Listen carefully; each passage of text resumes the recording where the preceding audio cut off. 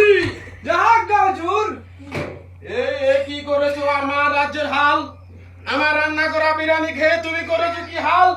এখন আমি ঘুম থেকে উঠে কি খাবো তোমাদের বাল? কে খেয়েছে সেই বিরিয়ানি, আমার রান্না করা বিরিয়ানি? জনাব, বন্দি করো তাকে। অসাধারণ। পারবে না মহারাজ। কেন পারবে না, কেন পারবে না?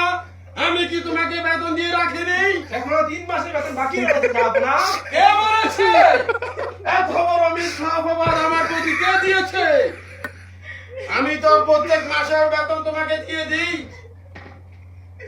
কে বলেছে এখনই বলো, তোমার গর্দান নিয়ে নেব আমি।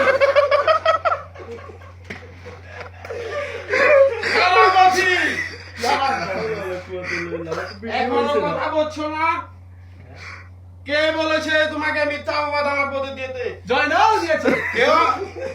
বন্দি করো জয়নালকে। আমার বাবা ছিল এই রাজ্যের এক বলুন বলুন। আমার বাবা ছিল এই রাজ্যের রাজা, তার উত্তরসূরি হিসাবে আমি পেয়েছি এই রাজ্যের রাজা। সব মিলে অনেক ভালো হয়েছে, অনেক সুন্দর হয়েছে। হয়তো প্রবাসীরা কোন এক রুমের ভিতর করছে, তো আমার আনকমন লাগছে যখন বলিল 3 মাসের বেতন এখনো বাকি আছে। অসাধারণ হয়েছে।